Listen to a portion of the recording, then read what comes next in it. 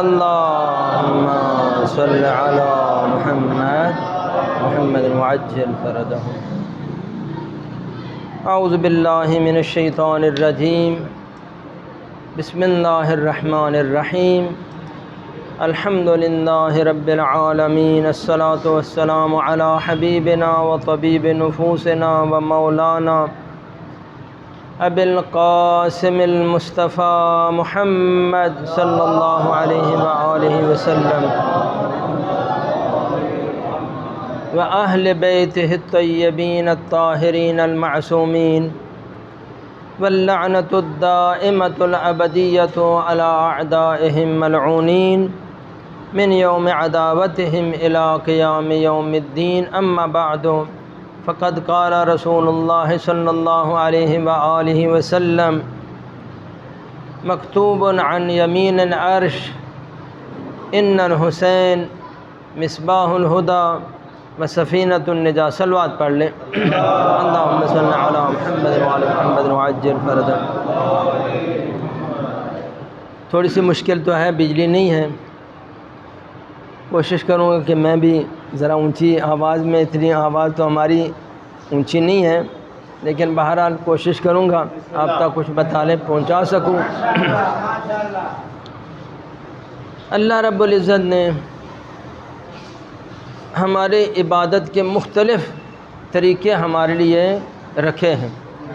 مختلف سامان ہمیں دیے ہیں عبادت کرنے کے لیے، وسیلے دیے ہمیں عبادت کے لیے. ایک جو عبادت کا ذریعہ ہے وہ ہے بصارت اور دیکھنا. دیکھنا عبادت کا ایک بہت بڑا اور ایک بہترین ذریعہ ہے اللہ کی عبادت کا. یہ جو آنکھیں اللہ تعالیٰ نے ہمیں دی ہیں، اس سے ہم ہزاروں لاکھوں عبادتیں ہم اس سے کر سکتے ہیں. صرف توجہ کی ضرورت ہے اور وہ جو میٹر ہے نا اس کو گھمانے کی ضرورت ہے. جتنے بھی اعضاء و جوارح اللہ نے دیے، ہاتھ دیے ہیں، پاؤں دیے ہیں، ٹانگیں دی ہیں، آنکھیں دی ہیں، زبان دی ہے، ناک دی ہے، جو بھی اللہ تعالیٰ نے نعمتیں دی ہیں در واقع یہ عبادت کے لیے ہیں. ان کی عبادتیں بھی اللہ تعالیٰ نے مقرر کی ہیں. زبان کی یہ عبادت ہے، ہاتھ کی یہ عبادت ہے، آنکھوں کی یہ عبادت ہے، قلب کی یہ عبادت ہے. تو اللہ تعالیٰ نے ہر عضو کے لیے ایک الگ عبادت رکھی ہے. اور یہ جو آنکھیں ہیں یہ کتنی عظیم اللہ تعالیٰ کی نعمت ہے. جبرائیل آئے پیغمبر کے پاس. ہاں، پیغمبر اکرم نے فرمایا جبرائیل تم ہزاروں سال تم نے زندگی کی ہے، ہزاروں انبیاء کے پاس تم گئے ہو، تو تم نے جو ساری زندگی میں سب سے عجیب ترین جو واقعہ تم نے دیکھا ہے وہ ہمیں بیان کر. پیغمبر کو ضرورت نہیں ہے، لیکن وہ چاہتے تھے دوسروں تک بات پہنچے نا. سب سے جو عجیب ترین جو تم نے اس پوری زندگی میں واقعہ دیکھا ہے، انبیاءوں کے ساتھ، اولیاء الہی کے ساتھ تم رہے ہو، تو عجیب ترین واقعہ ہمیں بیان کرو. تو جبرائیل نے کہا یا رسول اللہ، ایک اللہ کا صالح بندہ ایک جزیرے میں رہتا تھا. 400 سال اس نے اتنی خالص مخلص اللہ کی عبادت کی کہ ہر روز جب ملائکہ آسمان پہ اس کی عبادت کو لے کے جاتے تھے تو ملائکہ حیران ہو جاتے تھے، کتنا عبد صالح ہے، کتنا عبد مخلص ہے. ملائکہ آسمان والے اس کی عبادتوں کے اوپر تعجب کرتے تھے. اور وہ ہمیشہ یہ دعا کرتا تھا، یا اللہ جب بھی مجھے موت آئے تو سجدے کی حالت میں مجھے موت آئے، اور سجدے کی حالت میں ہی میری تم مٹی ڈال دینا میرے اوپر. وہاں تو کوئی تھا نہیں نا جس نے قبر بنانی ہے، تو یا اللہ اسی سجدے کی حالت میں تم میرے اوپر مٹی ڈال دینا، اور قیامت کے دن بھی میں سجدے کی حالت سے ہی اٹھایا جاؤں. توجہ ہے نا، معرفت اب سمجھ آ گئی نا، معرفت ہے نا اس بندے خدا کی. اب اکیلا ہے صحرا کے اندر کہیں بیٹھا اجاڑ بیابان میں عبادت کر رہا ہے. تو اللہ تعالیٰ نے 400 سال عبادت خالص کے بعد اللہ تعالیٰ نے ایک دن ملک الموت کو حکم دیا، جاؤ اس کی جان لے لو. وہ سجدے کی حالت میں اس کی دعا منظور ہو گئی. سجدے کی حالت میں ملک الموت نے اس کی جان لے لی. اب اللہ رب العزت نے اس کا امتحان شروع کیا. بولا اس کا حساب کتاب کرو اور اس کا فیصلہ کرو، اس کو جنت جہنم جامی بھیجنا بھیجو. تو ملائکہ نے جب اس کا حساب کتاب شروع کیا تو کہا الحمدللہ سب چیزیں ٹھیک ہیں، عبادت ہر عبادت اس کے اندر موجود ہے۔ لہٰذا ملائکہ کو اللہ نے حکم دیا لے جاؤ میرے بندے کو جنت کی طرف۔ میرے بندے کو کہاں لے جاؤ؟ 400 سال عبادت خالص۔ ملائکہ حیران، تعجب کرتے ملائکہ۔ جنت کے دروازے پہ جب پہنچا ایک دم اس کے دماغ خراب ہو گیا، کہا ادخل الجنت بعملی، میں اپنے نیک اعمال کی وجہ سے جنت میں پہنچ گیا، جنت میں داخل ہو گیا۔ ایک اس کا دماغ خراب ہو گیا، اچھا نیک اعمال کی بات کر رہے ہو نا، آؤ پھر اس کو واپس لاؤ۔ اب تم میری نعمتوں کا بھی حساب دو اور اپنے اعمال کو بھی حساب دو۔ اگر تمہارا حساب اعمال زیادہ ہوئے تو جنت چلے جانا، اگر ہماری نعمتیں زیادہ ہوئی تو پھر جہنم چلے جانا۔ بات سمجھ آ رہی ہے یا نہیں آئی؟ تو اللہ تعالیٰ نے کہا کہ اچھا اب ساری نعمتوں کو چھوڑ دو، صرف یہ بصارت جو میں نے دی ہے نا، یہ آنکھیں جو میں نے دی ہیں یہ ادھر رکھو، ترازو میں ادھر رکھو، اور باقی اس کے 400 سال کے اعمال ادھر رکھو۔ تو جب وہ صرف بصارت ادھر رکھی نا، بصارت آنکھوں کی جو نعمت ہے، تو وہ نیچے ہو گئی اور اس کے 400 سال کی عبادت اوپر ہو گئی۔ تو ایک مرتبہ اللہ تعالیٰ نے کہا اچھا اب تو تم نے کام ہی نہیں کیا، لے جاؤ اس کو جہنم کی طرف۔ تو جب وہ لے کے چلے جہنم کے دروازے پہ پہنچے تو وہ مڑ کے پیچھے دیکھتا۔ تو اللہ تعالیٰ نے کہا کہ یہ بندہ خدا کیوں پیچھے دیکھ رہا ہے، ذرا اسے پوچھو بلاؤ کیوں پیچھے دیکھ رہا ہے، اب کوئی اور تو نہیں اس نے مسئلہ بنانا؟ پہلے تو وہاں پر جا کے اس نے یہ کر دیا نا، آپ پتہ نہیں کیا کرنا ہے اس نے، بولا اس کو بلا کے لے آؤ۔ کہا تم لوگوں نے سارے میرے اعمال رکھے ہیں پر ایک چیز نہیں رکھی، سارے میرے اعمال تو ادھر تم رکھے، ایک چیز نہیں رکھی۔ کہا کون سی چیز نہیں رکھی؟ کہا مجھے اپنے اعمال کے ساتھ اللہ کی رحمت کی بھی امید تھی، وہ اللہ کی رحمت کو بھی ادھر رکھو، اگر میرے اعمال کم ہوئے تو جنت میں لے جانا، اگر اعمال تمہارے جو وہ زیادہ ہوئے تو جہنم میں لے جانا۔ تو اللہ تعالیٰ نے کہا ہاں اب جب رحمت کی بات آ گئی تو لے جاؤ اس کو جنت میں لے جاؤ۔ ہاں اللہ کی رحمت کی بات ہے نا، اب تکبر نہیں رہا، اب تو ہوا ساری نکل گئی نا، وہ جو تھا وہ سارا کا سارا۔ مجھے رحمت کی بھی توقع تھی، وہ رحمت کو جب رحمت الہی تو ہر چیز سے بالا تر ہے۔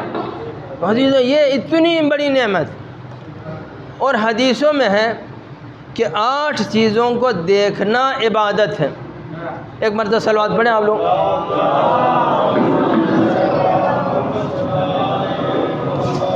8 چیزوں کو دیکھنا، اب آنکھوں کی آج عبادت آپ کی خدمت میں بیان کروں گا۔ 8 چیزوں کو دیکھنا کیا ہے؟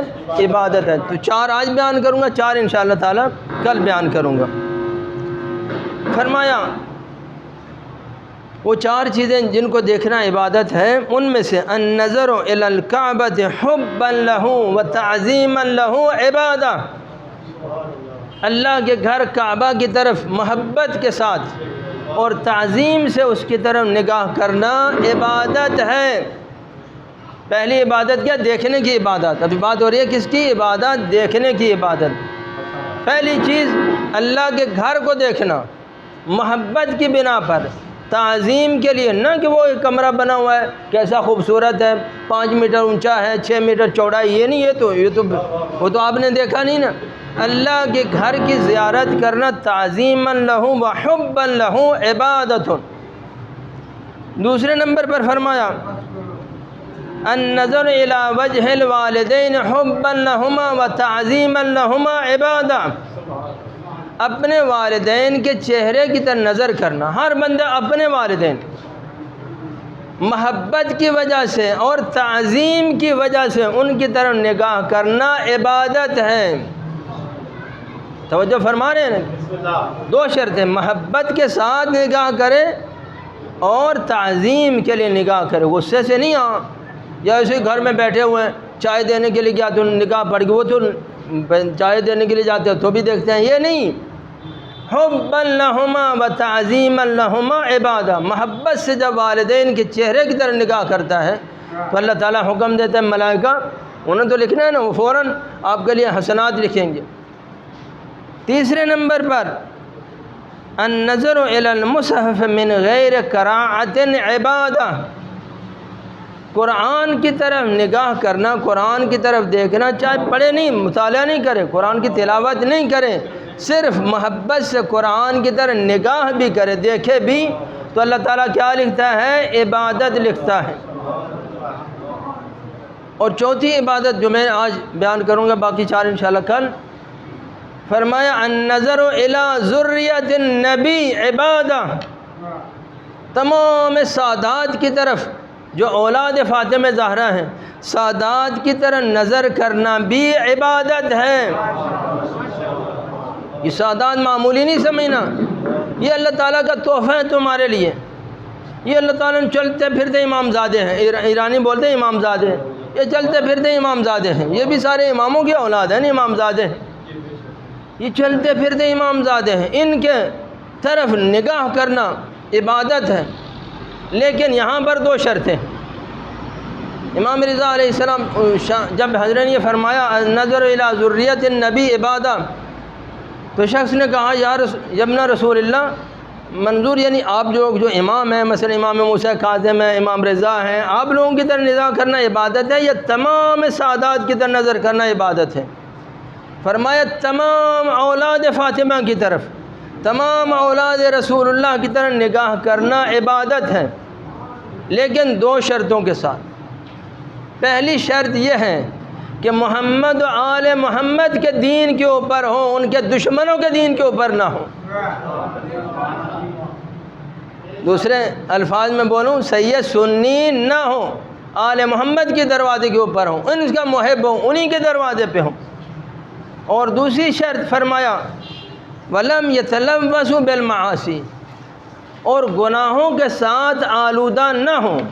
اگر کوئی سید ایسا ہو کہ جو آل بیت کے راستے کے اوپر بھی ہوں، آل محمد کے راستے کے اوپر بھی ہوں، اور گناہوں میں آلودہ نہ ہو، تو سید کی زیارت کرنا بھی انبیاء کی زیارت کے برابر ثواب رکھتا ہے۔ جناب فاطمہ زہرا ایک دفعہ آئی پیغمبر کے گھر سے، بہت خوش تھی، بہت خوش تھی۔ تو علی ابن ابی طالب نے سوال کیا، بی بی آج بڑی خوش ہے، کوئی خاص تحفہ ملا ہے آپ کو؟ کہا آج پیغمبر نے مجھے بڑی عظیم خبر دی ہے، بہت مجھے خوشحال کرنے والی مجھے بات بتائی ہے، جس کی وجہ سے میں بہت خوش ہوں۔ کہا کیا فرمایا رسول اللہ نے؟ کہا اے فاطمہ، جس شخص نے تیری زیارت کی اس کے نام عمل میں مجھ محمد کی زیارت کا ثواب لکھا جائے گا صلی اللہ علیہ وسلم، اور جس شخص نے علی ابن ابی طالب کی زیارت کی اس کے نام عمل میں بھی میں رسول اللہ کی زیارت کرنے کا ثواب لکھا جائے گا۔ علی نفس رسول ہے نا، علی جان رسول ہے، علی حقیقت رسول ہے۔ تو جو تیری زیارت کرے گا وہ اس نے میری زیارت کی، جس نے علی کی زیارت کی اس نے میری زیارت کی۔ اور پھر فرمایا جس شخص نے حسن یا حسین کی زیارت کی اس کے نام عمل میں علی اور فاطمہ کی زیارت کرنے کا ثواب لکھا جائے گا۔ علی کے بیٹے ہیں نا، حضرت فاطمہ کے بیٹے ہیں، حسن کی زیارت کرو علی کی زیارت، حسین کی زیارت کرو علی کی زیارت۔ پھر فرمایا اب جس سے میں خوشحال ہوں، جس سے میں زیادہ خوش ہوں، فرمایا پیغمبر نے فرمایا اے بیٹی فاطمہ، قیامت تک جتنی بھی تیری اولاد ہے، جو حسن کی اولاد ہے، وہ اگر کوئی ان کو دیکھے گا تو حسن کی زیارت کا ثواب لکھا جائے گا، جو حسین کی اولاد ہے ان کو دیکھے گا حسین کی زیارت کا ثواب لکھا جائے گا۔ اب سمجھ آ گئی سادات کا مقام، سادات کی عزت سمجھ آ گئی نا۔ لیکن یہ اس دو شرطوں کے ساتھ ہے، ایسا نہیں ہے کہ ہم جو بھی کرتے رہیں، شاہ صاحب ہیں جو کوئی بھی کرتے ہیں نا تو جنت ہی جانا ہے نا تو کوئی پریشانی نہیں ہے، ایسا نہیں ہے۔ وہاں ادھر دو شرطیں لگائیں، پہلا کہا آل محمد کے راستے کے اوپر قائم ہو، اور دوسری شرط کیا ہے؟ گناہوں کے ساتھ آلودہ نہ ہو۔ وہ عوام جو غیر سید ہیں وہ شراب نہ پیے، شاہ صاحب سارے تو وقت کی شراب پی رہے ہیں۔ عام لوگ نماز پڑھے، شاہ صاحب کبھی زندگی مسجد ہی نہیں دیکھی، تو پھر وہ جاوے گا، پھر جدھر جس دن راستے سے چل رہے پھر وہ دی زیارت ہوئے گی۔ فرمایا 2 شرطوں کے ساتھ، اگر یہ مقام بڑا ہے جو اللہ تعالیٰ نے آپ کو دیا ہے تو اس کا اجر بھی بڑا ہے اور اس کی سزا بھی بڑی ہے۔ فرمایا اگر کوئی سید گناہ کرے گا تو اس کو 2 گنا سزا ملے گی، اور اگر کوئی غیر سید گناہ کرے گا اس کو 1 گنا سزا ملے گی۔ یہ بھی ہے ادھر سے، اگر مقام ہے آپ کی زیارت پیغمبر کی زیارت ہے، آپ کی زیارت امام حسن کی زیارت ہے، تو مقام بھی ہے تو گناہ بھی ہے۔ اور فرمایا اگر کوئی سید عمل صالح کرے تو اس کو اللہ تعالیٰ 2 برابر اجر عطا کرتا ہے، اور دوسرے عمل صالح کرے ان کو 1 برابر اجر ملتا ہے، سزا بھی 2 برابر، جزا بھی 2 برابر۔ یہ مقام سعادات، لہذا ان کی زیارت کرنے کے لیے جاؤ۔ انا اعطیناک الکوثر کا ایک معنی یہ اولاد ہے، اولاد رسول ہے۔ فرمایا اے لوگ کہتے تھے تو ابتر ہو گیا، تو اللہ نے کہا نہیں ابتر نہیں ہوا، اتنی اولاد عطا کروں گا زمین بھر جائے گی ان اولاد رسول اللہ کے ساتھ، نسل رسول اللہ کے ساتھ زمین بھر جائے گی۔ مغرب جو وہ ہے نا مغرب عربی، مراکش کی 6 کروڑ آبادی ہے، 6 کروڑ آبادی میں 3 کروڑ حسنی سادات ہیں اور 3 کروڑ وہاں افریقی لوگ ہیں۔ یہاں تم لوگ تو ادھر کی باتیں کرتے ہو نا، ادھر زیادہ ہیں سید ہیں جو مراکش ہے۔ اور ابھی 600 سال سے جو حکومت ہے مراکش کی، مغرب کی، وہ سارے کے سارے سادات حسنی کے پاس، 600 سال گزر گئے، اب بھی حکومت جو ہے وہ حسنی سادات کے پاس ہے۔ 6 کروڑ آبادی میں 3 کروڑ حسنی سادات اور 3 کروڑ وہاں کے افریقی لوگ ہیں۔ تو پیغمبر کا اللہ نے وعدہ کیا تھا میں تجھے اتنی نسل عطا کروں گا، اتنی ذریت عطا کروں گا کہ دنیا حیران ہو جائے گی، ہر جگہ جہاں پر بھی جاؤ گے تیری ذریت وہاں پر موجود ہوگی۔ پاکستان میں دیکھ لو، ہندوستان میں دیکھ لو، افریقہ میں جا کے دیکھ لو، امریکہ میں جا کے دیکھ لو، جس جگہ جاؤ گے الحمدللہ وہاں پر ان سے ہمارے سے زیادہ ہیں۔ پاکستان ہندوستان کی آبادی سے کئی گنا زیادہ ہے وہاں افریقہ کے اندر جو سادات رہتے ہیں، لیکن وہاں اس طرف زیادہ حسنی سادات ہیں۔ یہ ہمارے جو اس طرف پاکستان ہندوستان ایران اس سائڈ میں حسینی سادات زیادہ۔ صلوات پڑھ لیں۔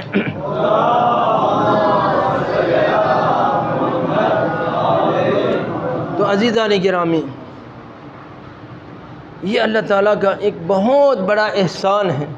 یہ چلتے پھرتے امامزادے آپ کے پاس ہیں، ان کے ساتھ پیغمبر نے فرمایا کہ جو شخص بھی کسی میری اولاد کے ساتھ کوئی احسان و نیکی کرے گا، کسی کو حلوہ کھلا دیا، کسی کو کوئی احسان کر دیا، مثلا اگر اس نے دنیا میں بدلہ نہیں دیا، اگر اس نے بدلہ دے دیا، آپ نے اس کو 100 روپیہ دیا، اس نے 200 دے دیا، بات ختم ہوگی۔ اگر اس نے دنیا میں اس کا بدلہ نہیں دیا تو میں محمد قیامت کے دن اس کا بدلہ میں میدان محشر میں دوں گا۔ لہذا یہ اگر سیدوں سے کوئی زیادتی بھی ہو جائے نا تو تم نے برداشت کرنا۔ رسول اللہ کے احترام میں میں تمہیں کچھ نہیں کہتا، میری اولاد کا احترام کرو۔ الصالحون للہ والطالحون لی، میری اولاد کا احترام کرو، جو نیک ہیں ان کا اللہ کے لیے، جو نیک آدمی ہے، پاک آدمی ہے، صالح آدمی ہے، لیکن جو برے آدمی ہیں تو ان کا احترام کرو کس بنا پر؟ چونکہ میری نسبت رکھتا ہے، میرے ساتھ نسبت رکھتا ہے۔ امام حسن عسکری کے زمانے میں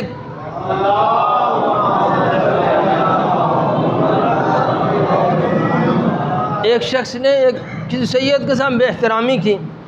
اگلے دن جب امام کی خدمت میں گیا تو امام نے کہا کہ تم نے کیوں اس کے ساتھ بے ادبی کی؟ کہا یا ابن رسول اللہ، وہ آپ سے ذرا اچھا نہیں ہے، آپ سے احترام نہیں کرتا، امام کا احترام نہیں کرتا، اس لیے میں نے اس کے ساتھ بے ادبی کی۔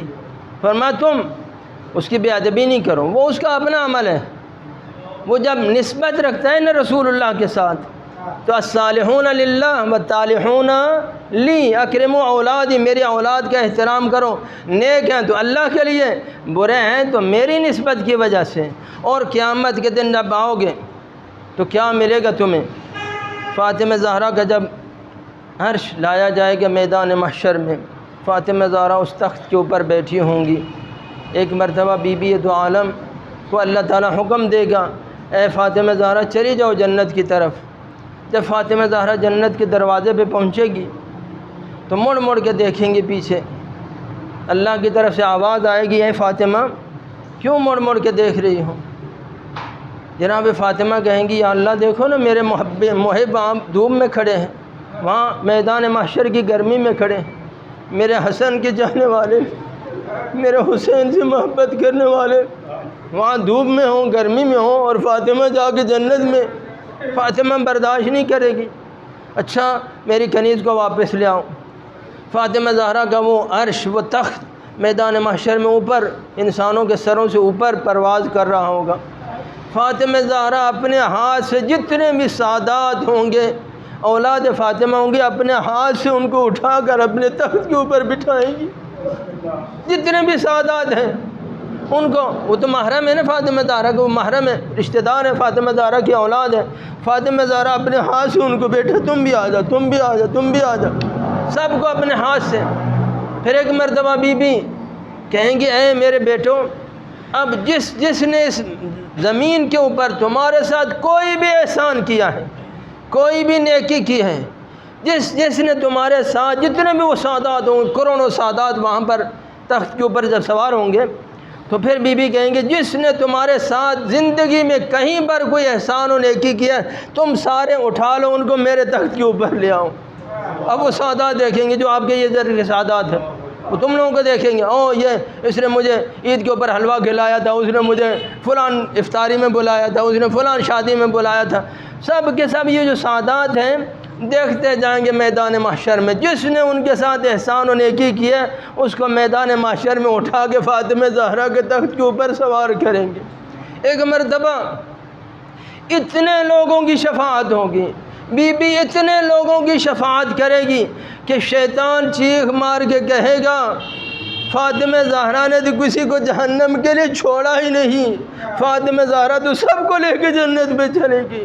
اس وقت میدان محشر میں آواز آئے گی، ہر انسان کہے گا، لو کانوا فاطمیین، اے کاش کہ میں بھی فاطمہ زہرا سے میری کوئی نیکی کی ہوتی۔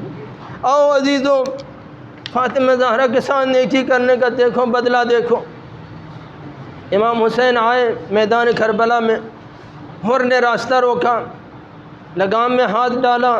ایک مرتبہ میرے مولا نے کیا جملہ کہا، سکلت کا امک یا حر ماذا ترید، اے حر تو کیا چاہتا ہے؟ ہاں میرے گھوڑے کو روک رہا ہے، تو کیا چاہتا ہے؟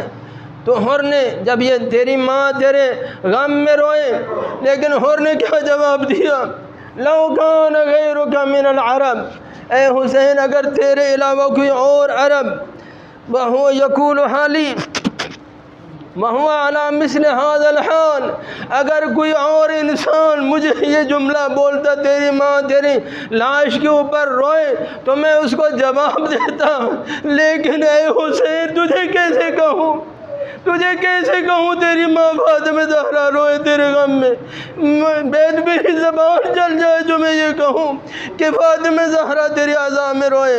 فاطمہ زہرا کا احترام کیا، اللہ نے اس کو وہ اجر عطا کیا جو کسی شہید کو اللہ نے عطا نہیں کیا۔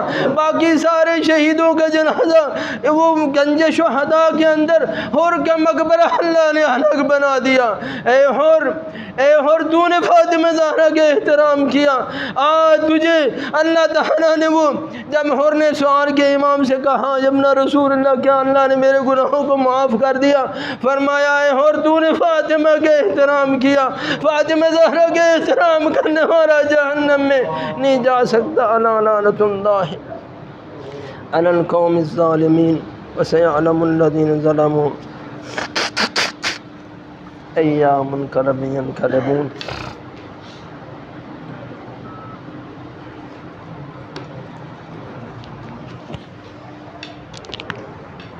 آپ مومنین سے گزارش ہے، یہ سلسلہ